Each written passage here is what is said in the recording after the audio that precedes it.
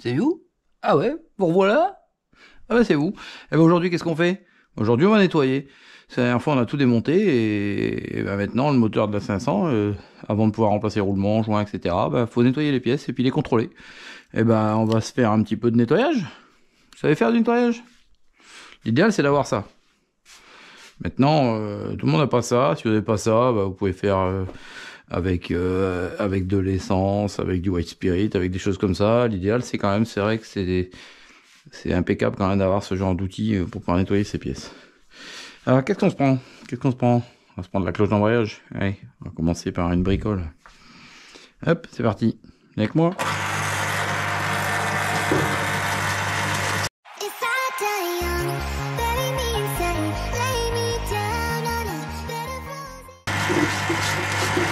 Alors quand c'est bien nettoyé, ce qu'il y a de bien, c'est qu'au moins on peut voir s'il y a des soucis plutôt que de tout laisser caché dans le cambouis. À mon avis, ça va être bien bruyant quand même, petit peu pareil là. Je sais pas ce que ça va donner pour vous. Je sais pas ce que ça donne pour vous en termes de bruit là, pareil. Mais bon là, voilà, là on voit une cloche d'embrayage qui est propre, nettoyée. Bon, bien sûr, un petit coup de chiffon, ça mangera pas de pain pour sécher tout ça. Mais ça permet d'aller observer après la denture. Parce que ça, faut regarder. Hein. La denture des pignons, s'il n'y a pas d'éclat, si c'est pas écaillé. C'est propre, hein, c'est propre. Comme j'avais dit la dernière fois dans la première vidéo, c'est pas un moteur qui avait des soucis. Hein. C'est un moteur qui tournait bien, qui présentait pas d'anomalie. Donc on va pas forcément chercher ce qui n'existe pas. Mais ça dispense pas de contrôler. Comme là aussi, bon voilà, hein, le jeu qu'il peut y avoir dans la cloche d'embrayage. Alors du coup, contrôler la cloche, c'est aussi regarder les portées de l'embrayage. On voit là qu'il y a pas mal de crans qui sont créés par les disques, hein, parce que les disques, quand vous tractionnez, ils viennent s'appuyer pour la cloche pour l'emmener, et donc ils creusent dans l'aluminium. Alors la solution, c'est bien souvent, c'est de remplacer la cloche. Bon, maintenant c'est assez cher. On peut passer un léger coup de lime sur toutes les portées pour les rendre plus lisses, mais c'est reculer pour mieux sauter, parce que plus il va y avoir de jeu dans les encoches des disques, plus le phénomène de claquement finalement des disques sur la partie aluminium va creuser les creux plus profondément et plus rapidement. Donc on finira toujours par avoir une cloche qui sera morte. Alors maintenant, voilà, celle-ci, c'est pas catastrophique, l'embrayage sur la moto, il accrochait pas. On va voir si on lui met un petit coup de lime ou si on fait rien, on va bien voir. En tout cas, voilà, ça c'est déjà une pièce propre. Voilà, ça commence par une pièce propre, un moteur propre.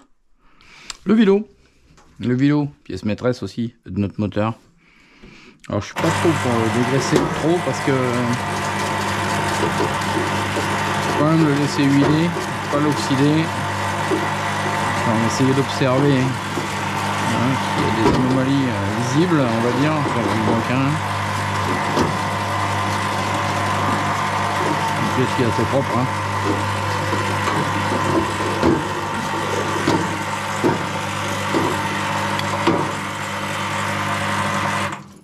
Voilà.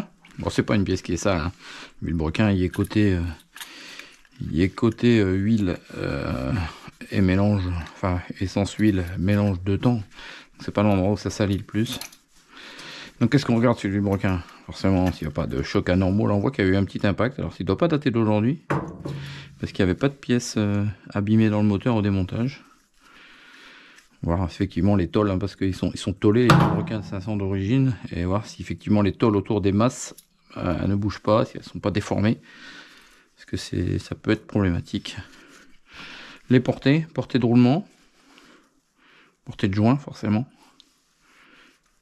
C'est propre, on voit pas de stries, on voit pas d'encoche. Au niveau de la denture, il n'y a rien d'anormal. Le filetage il allait très bien. Côté allumage, même chose. On observe ça. Portée de roulement, c'est propre. Portée de joint spi, on voit qu'il y a un très légère marque, mais ça se sent pas à l'ongle en fait. Donc c'est juste dessiné. Donc, ce sera pas gênant. Et après, bien sûr, l'élément stratégique du vilebrequin, c'est le jeu. Hein. Le jeu à la bielle. Alors en latéral, faut pas vous inquiéter en latéral. Alors sauf si vous avez à gauche-droite d'un mètre 50, on est bien d'accord. Mais un jeu latéral digne de ce nom, il faut qu'il y en ait, hein. Faut que ça fonctionne. Hein. C'est fonctionnel un vilebrequin. Faut que ça tourne. Pour que ça tourne, faut qu'il y ait du jeu. En fait, ce qu'on recherche, c'est du jeu vertical. C'est vraiment la bielle par rapport à son maneton. qui aurait un jeu vertical. Et ça, bah, il faut qu'il soit le plus minime possible pour ne pas dire qu'il n'y en ait quasi pas, quoi. Et ça, bon, bah, ça se sent. Alors, ça peut se faire avec des outils dédiés, hein. Avec un palmer, vous allez le positionner, vous allez vérifier, machin, etc. Mais sincèrement, à la main, déjà, vous allez déjà avoir une idée de l'état de votre bleu requin si vous essayez de faire ce mouvement de haut en bas. Et si vous sentez un jeu ou pas. Là, sincèrement, en vertical. Alors, je dis bien en vertical, hein, parce que là, j'ai du jeu, hein, en latéral. Mais en vertical, je sens rien. Je sens rien de spécial. C'est pas un moteur qui claquait, c'est pas un moteur qui vibrait, parce que c'est aussi des symptômes, hein, de vilebrequin qui serait un peu fatigué. Les moteurs qui commencent à faire clac, clac, clac, clac, clac, ou des trucs comme ça, bon, c'est que c'est déjà dans un stade bien avancé.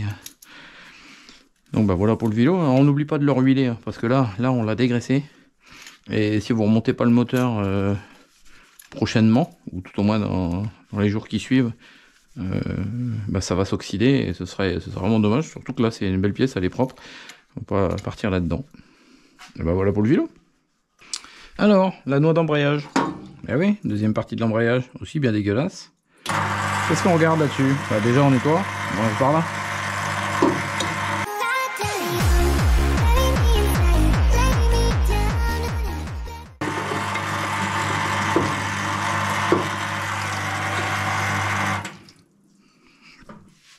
Alors qu'est-ce qu'on regarde sur la noix? Pareil, hein, toujours comme toutes les pièces, s'il n'y a pas de fissure, s'il n'y a pas de cassure, s'il n'y a pas de choses dans le genre. Ça va. Alors ici, la cote, en fait, parce que le dernier disque, finalement, il a attaqué la noix d'embrayage. Le dernier disque d'embrayage, on voit qu'il y a une petite cote. Petite cote d'usure, mais elle est pas monstrueuse. Donc ça va, quoi. Ça va, c'est propre. Alors les cannelures, bien sûr, qu'il n'y a rien de cassé. Hein. Niveau denture, qu'il n'y ait pas une usure particulière, cassure. Les supports, bah ouais, les guides de ressort. Voilà, je veux dire, voilà, il n'y a pas grand chose à regarder de plus, hein, sur la noix d'embrayage. Voilà, une belle petite noix d'embrayage. Alors toutes les petites pièces de ce style, hein, cage à aiguille, roulement, roue dentée, machin, etc. Enfin, c'est même pas les roulements, parce que les roulements les changent de toute façon. Mais visserie, etc. Donc je vais tout nettoyer. Je vous ai pas forcément fait un speech sur chaque pièce. Hein. Là, on est sur du simple nettoyage. Hein. Nettoyage contrôle, bien sûr. Hein. Pour les roues dentées, on contrôle les dentures, les cannelures.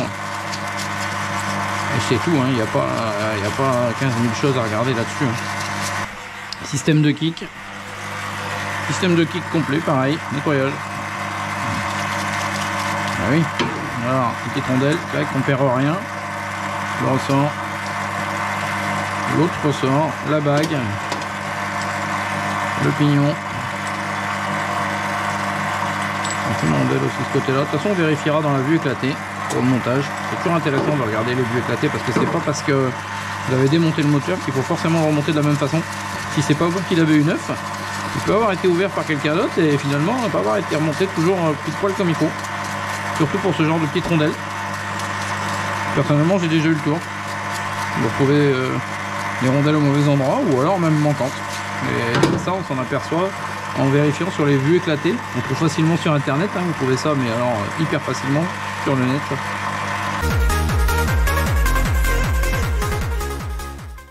Alors, le système d'entraînement du kick, qu'est-ce qu'on regarde une fois qu'il est propre? Pareil, les cannelures. Alors les cannelures de l'arbre, hein. C'est propre, c'est pas abîmé, quoi. Aussi bien au niveau pignon qu'au niveau de l'arbre. Donc c'est vraiment ce qu'on regarde. Pour l'état du circlips, hein. Ça, on va pas forcément le démonter, hein, c'est pas la peine. La partie crabeau, alors crabeau pignon menant et mené. Alors bien voir effectivement que on n'est pas des dents extrêmement arrondies, parce que c'est ce qui peut faire que vous avez parfois votre qui saute là. Si vous avez vraiment des dents très arrondies, par exemple, ça peut ne pas bien accrocher en fait. Là, c'est pas le cas. C'est propre. Alors l'arbre, on voit qu'il a servi. Hein. Il a servi, il est bien marqué, mais il n'y a pas, en fait, au doigt, on sent pas vraiment de creux. Hein. C'est vraiment le traitement de surface qui commence à être bouffé. Le reste, bon, le ressort, machin, l'autre ressort derrière, la bague de guidage, les deux rondelles, voilà, c'est tout, on nettoie, et puis ça, on reparlera au moment du remontage, hein, mais alors ça se verra peut-être pas à la GoPro, j'en sais rien, mais sur cette pièce-ci, il y a un tout petit coup de pointeau ici, et en fait, il faut l'aligner avec le petit coup de pointeau qu'on va trouver sur l'arbre aussi, si on le trouve. Donc c'est qu'il est-il? On voit pas bien avec la GoPro.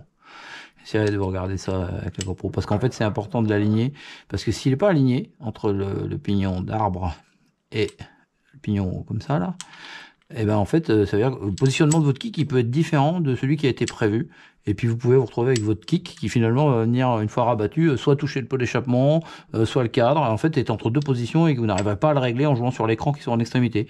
En fait l'ajustement se fait à l'intérieur du moteur pour tomber sur le bon endroit. Voilà pour ça. Bon bah là forcément après bah, tu continues, hein. Tu prends tout, un truc à la fois et t'astiques, restiquer, astiquer, balayer, fallait toujours frotter. Je sais pas trop. Enfin, bon, t'accompagne.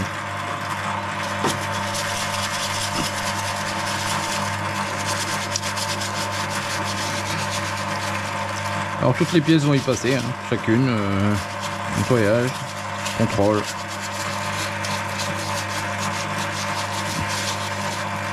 Bien regarder tout ce qui est pièces d'usure. Là c'est pareil, hein, côté embrayage. Ici, tu as le frottement du premier disque. Ça fait une cote aussi, comme sur la noix. Et c'est pas monstrueux. Il y a une petite cote. On voit que c'est une machine qui a roulé. Hein. Bon, c'est un modèle 92, hein, le moteur. Donc 92 2024, tu fais le calcul, tu verras que si les pièces n'ont pas été changées entre deux, ça pourrait expliquer qu'il y a un peu de trace d'usure.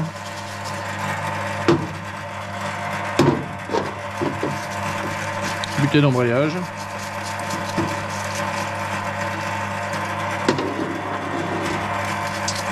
Bague sortie de vélo. Alors ça c'est important aussi, la bague de sortie de vélo, de regarder, tu vois les petits dessins, je sais pas si tu les vois à la GoPro. Et les petites marques qu'on a là, c'est vraiment les marques de frottement du joint speed sorti de vilebrequin. Et c'est le joint speed qui est entre l'huile de boîte et la partie vilebrequin où tu as ton mélange de temps. Hein. Et parfois quand tu as une moto qui fume anormalement fort, pourtant avec un mélange je dirais tranquille à 2%, et ben en fait c'est que tu consommes de l'huile de boîte et que ça passe par ce joint en fait. Parce qu'il y a une dépression qui se fait dans ton moteur quand il aspire. Et si ce joint spi là est pas très étanche, parce qu'il peut y avoir justement une bague un peu abîmée, ou le joint spi abîmé tout simplement, et ben tu vas venir bouffer de l'huile de boîte. L'arbre de sélection, même chose, hein, qu'est-ce qu'on regarde là-dessus? Pas énormément de choses. Les cannelures en bout, les traces d'usure anormales, voire même déformation. L'arbre de sélection, on le voit des fois quand il est tordu, parce qu'en cas de chute, tu peux arriver à le plier. C'est assez rare, mais avec le sélecteur qui accroche au sol ou j'en sais rien, tu peux taper dans un piquet ou je ne sais trop, tu peux plier l'arbre de sélection.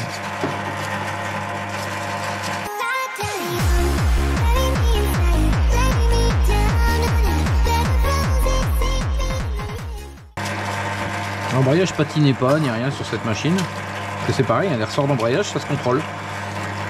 Ils ont une cote. Ils ont une cote à mesurer que tu peux contrôler avec le bouquin et une cote de limite de service.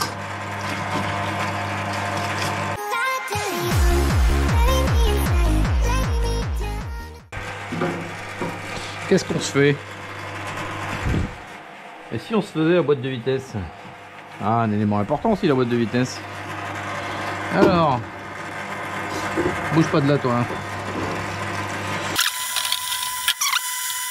Alors souvent tu as des indicateurs, hein, si quand tu roulais avec la moto tu avais parfois des vitesses qui sautent, des choses comme ça, c'est sûr que tu vas porter une attention un peu plus, je dirais, poussée sur l'état des pièces. Parce que ça pourrait venir soit de fourchettes, de verrouillage de sélection ou alors des crabos qui s'emboîtent mal et qui sont arrondis par le temps. On va regarder ça une fois nettoyé précisément.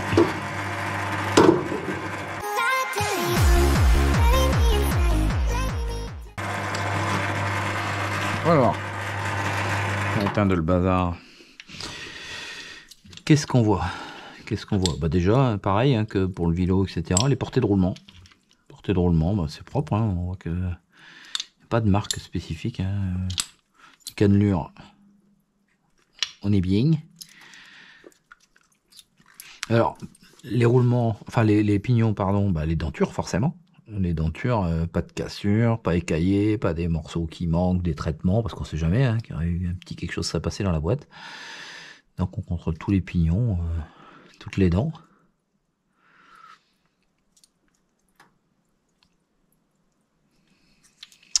Ok, alors quand je parlais des crabeaux tout à l'heure, c'est cette pièce-là en fait, c'est les petits carrés qu'il y a là. Hop. Carré qu'il y a ici, parce qu'en fait, t'as le pignon, à chaque fois tu as un pignon menant, un pignon baladeur en fait qui se déplace, qui va être bougé par la fourchette, ce qui va te permettre de changer de vitesse. Et en fait, ce qui se passe, c'est que le crabeau, là, l'aspect, la pièce, la partie un peu rectangulaire là qu'on voit là, bah en fait ça va venir, alors, je sais pas si on le voit bien à la GoPro, mais dans l'autre pignon, tu as des encoches, et ça vient se mettre dans les encoches. Et c'est l'emboîtement qui fait que ce pignon baladeur va entraîner l'autre. Parce qu'en fait, quand il n'est pas pris, il est libre. Et ta vitesse n'est pas enclenchée. C'est ce qui fait le changement de vitesse. Et en fait, comme ça se passe, clac, comme ça, assez violemment dans une boîte, hein, parce que tout le monde n'utilise pas son embrayage pour changer de vitesse. Moi, je conseille de le faire un peu, parce que quand on voit la mécanique, quand on voit comment ça marche, on se dit qu'un petit coup d'embrayage légèrement, pour faire glisser un peu au niveau du passage en pleine charge, ça fait pas de mal. Parce qu'en fait, on vient vraiment emboîter un carré dans un autre trou au long, et c'est assez violent. Voilà, ça va, c'est assez propre. Là, on voit qu'il y a celui-ci, alors je sais pas si on le voit à la GoPro, mais il a un petit peu arrondi. Celui-ci, il a un petit peu arrondi, on voit que il a bien servi. On voit aussi la marque sur le pignon mené, hein, aussi, à un moment de l'emboîtement. Mais bon, il n'y avait rien du tout qui sautait, on va pas s'alarmer. Normalement les autres, ça a l'air pas mal. Alors souvent ce qui sert le plus, hein, c'est la petite pignonnerie. Pourquoi? C'est la deuxième, troisième, hein, c'est ces vitesses-là. La première, ça sert pas souvent sur un 500, hein, à moins que vous vouliez faire, comment dire, les astronautes. Mais autrement, c'est pas ce qui sert le plus. Et ce qui sert le moins, bien sûr, aussi la cinquième, à part si vous faites du sable. Autrement, sur un terrain de cross standard, on passe pas souvent ça 5 en 500. Et donc ce qui sert le plus, effectivement, c'est le crabeau deuxième, troisième, c'est lui qui prend le plus. Mais là, non, on voit rien de méchant, hein. C'est propre, hein. Comme je le dis, hein, je le répète, ça sautait pas, ça tournait bien, donc pas étonnant qu'on voit rien. Les fourchettes. Ben voilà, les fourchettes. Ben oui. Alors, les fourchettes et arbres. Les arbres guides.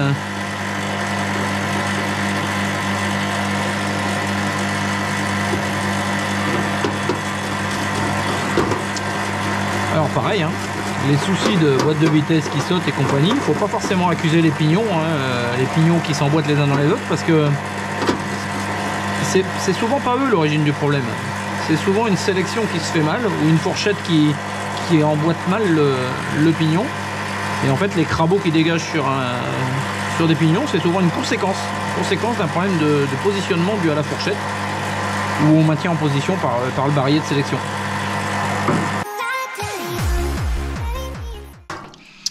Alors qu'est-ce qu'on regarde sur nos jolies fourchettes? Pareil, hein. Déjà ça coulisse bien, on est content. Les ergots qui ne soient pas abîmés, parce que c'est vraiment ça qui va permettre le déplacement des fourchettes quand vous allez changer de vitesse avec le barillet de sélection. Forcément aussi, après ce qu'on regarde, si elles sont pas tordues, faut pas avoir une fourchette comme ça, non, elles sont bien parallèles.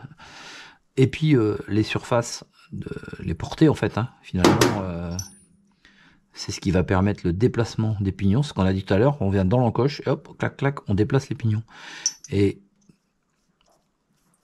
des usures prononcées sur une fourchette, ça peut vouloir dire qu'elle force, et que donc elle est plus forcément en état. Mais là, on voit que c'est propre, hein, c'est pas bleui, c'est...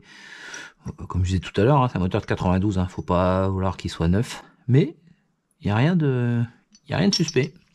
Il n'y a rien de suspect ni sur les deux fourchettes là, ni sur l'arbre. Même chose, hein, sur l'autre fourchette, on regarde les mêmes choses. Les portées. On voit que c'est propre. L'ergot, machin, l'axe. Non, fourchette, on est bien aussi. Bon, carter de pompe à eau. Carter de pompe à eau. Bien crapé aussi ça, parce que forcément c'est pas que le carter de pompe à eau, c'est aussi surtout le carter d'embrayage. Et c'est souvent l'embrayage qui salit, hein.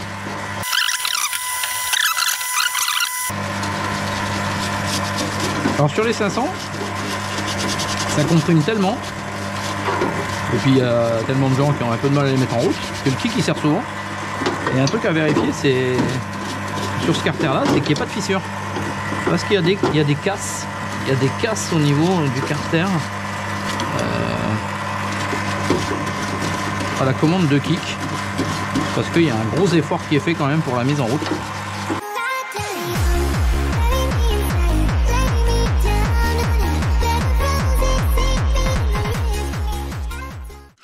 Alors pareil, on contrôle, hein, pas de fissure, machin, pas de cassure apparemment. Pompe à eau, le pignon, l'arbre. Pignon, alors c'est un pignon dans une espèce de plastique, hein, donc faut regarder effectivement s'il n'est pas fendu, fissuré, tout ce qu'on veut. Alors ça existe en métal, hein, pour faire un petit peu d'amélioration, pour upgrader votre pompe à eau. Mais bon, pas pareil, hein, comme je disais, pas de soucis sur la machine. On va pas chercher de midi à 14 h. Ça c'est fait. Les disques d'embrayage. On se les passe un coup quand même là-dedans.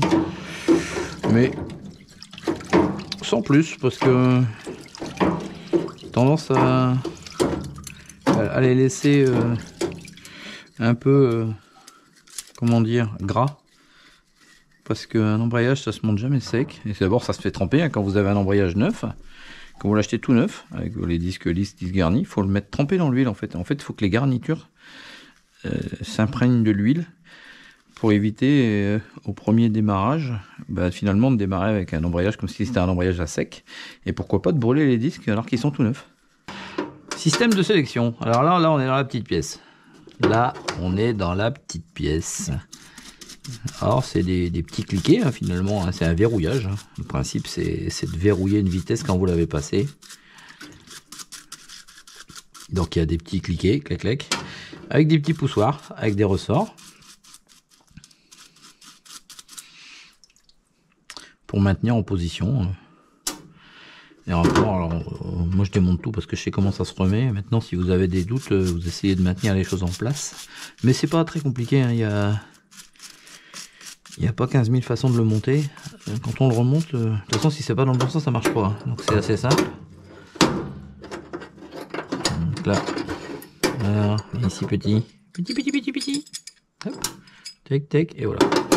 Hop. Alors c'est pareil, hein, on regarde l'état. Hein. Là on voit que c'est beau, c'est pas abîmé, hein, c'est propre. Hein. C'est peut-être pas une machine qui avait fait énormément d'heures, hein, ou alors qui a tourné toujours avec de la très bonne huile, etc. Parce que c'est pas trop attaqué, hein, pour l'âge. La contreplaque, alors elle maintient le système de verrouillage, mais comme on a vu dans la première vidéo, c'est aussi une contreplaque qui vient maintenir un déroulement de boîte de l'arbre primaire dans le carter. Alors c'est pareil, elle a un sens, mais impossible de la mettre à l'envers, donc il n'y a pas d'inquiétude à avoir.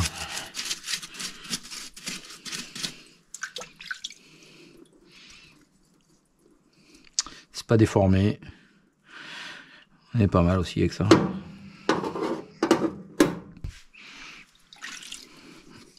La tige de poussée pour l'embrayage, alors ça c'est toujours un peu abîmé, hein. Et là on le sent un peu, hein, mais le problème c'est que ça n'existe plus. Donc parce que les 500 CR, les pièces sont rares, et quand c'est rare c'est cher, et voire même ça n'existe plus. Donc du coup on doit bien souvent remonter la même. Bon, c'est pas catastrophique, mais on sent bien que on sent qu'elle a pris, hein. Bon, maintenant grosse pièce, les plus chères, les plus rares, les carters moteurs. Alors là, on est dans la vraie pièce.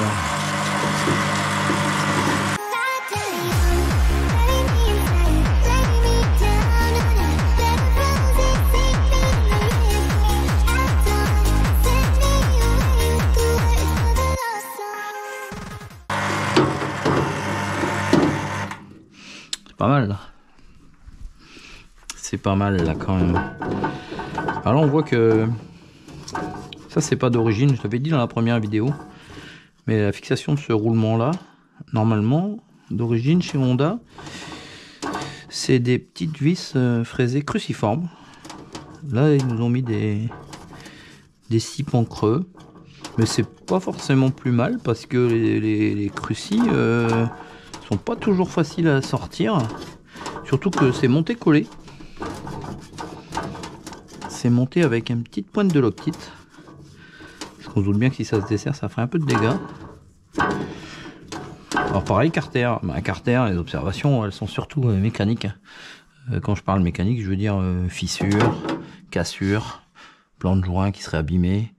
Ces choses-là. Les roulements, on t'en inquiète pas, de toute façon, on va les virer. Voilà. C'est pas moche. Hein. C'est pas moche. C'est même pas mal. Parce que bon, on a parfois sur les 500 des problèmes de fissures de Carter entre les deux arbres de boîte parce qu'il y a tellement d'efforts que ça force. Alors le classique aussi, c'est souvent à cet endroit-là, hein, au niveau de la commande d'embrayage, quand il y a eu des chaînes cassées, où on vient péter le Carter ici, là, au niveau de la commande. C'est quand même bien crapé encore. Dur à nettoyer ça. Il y a un beau cambouis quand même sur ce moteur. On verra comment on peut l'avoir un peu mieux peut-être par la suite. On va vous amuser avec ça. Le deuxième, son frère jumeau, pareil, un joint qui va être sûrement un peu compliqué à enlever. Il a l'air bien collé, pépère, il a l'air bien collé le joint. On verra comment bien nettoyer ce plan de joint.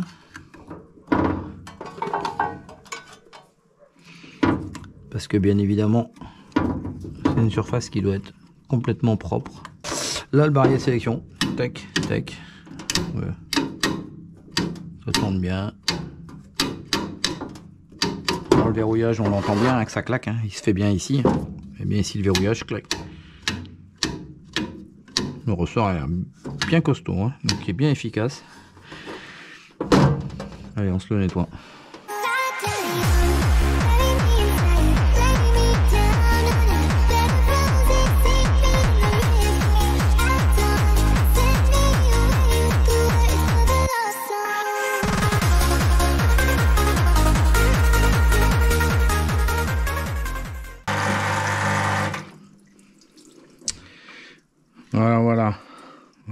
Voilà. Même chose que sur l'autre Carter. La partie à vérifier particulièrement, c'est entre les deux arbres de boîte qu'il n'y ait pas de fissure. Là, on voit rien, hein, donc c'est bien. La partie kick, comme on disait sur sur le Carter d'embrayage. Comme il y a des gros efforts là-dessus, que ce soit pas fissuré. C'est pas le cas. Pas mal. Il y aura à nettoyer les plans de joint, enlever les roulements, la sélection, les joints spi. Alors le cylindre,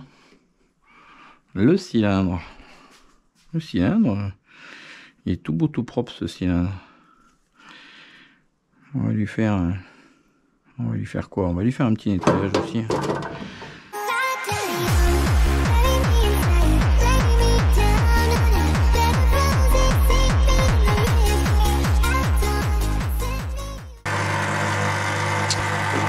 Alors c'est pareil, un cylindre, quand vous l'avez bien dégraissé, une fois bien dégraissé, il faudra penser à mettre un peu d'huile si vous ne remontez pas de suite. Parce que ça s'oxyde en fait. Hein. Ça s'oxyde tout ça. Hein.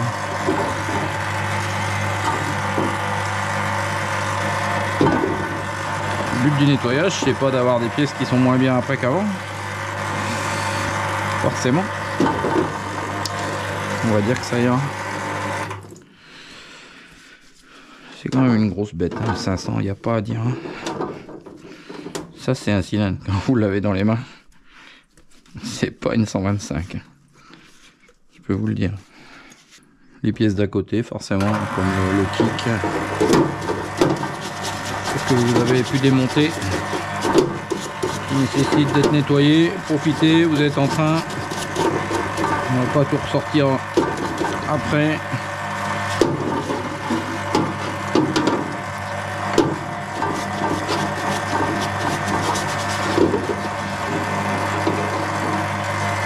Là, on n'est pas sur un kick d'origine, on est sur un kick Apico, qui est nettement moins cher que le kick d'origine. Et sincèrement, la qualité, pas mal la qualité. Sélecteur, même combat. Un petit coup. C'est celui d'origine. Hein. Enfin, un modèle d'époque en tout cas. Il n'est pas tordu, les cannelures propres. Il fait le job. Hein.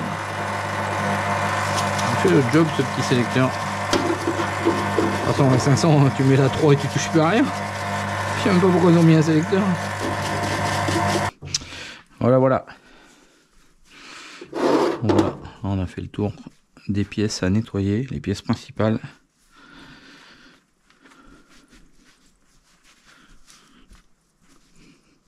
Bien sûr, il y aura toute la partie châssis, hein, les axes, les machins, tout. Enfin, faut nettoyer avant de graisser. Tout faire ça bien. Ben voilà pour le nettoyage et puis le contrôle des pièces. Alors on n'a pas parlé plus que ça du cylindre, mais le cylindre, ce qu'on va faire, c'est qu'on va le faire mesurer pour savoir où il en est en termes d'usure et d'ovalisation. Alors je sais pas ce qu'il faut pour faire, moi je vais le faire.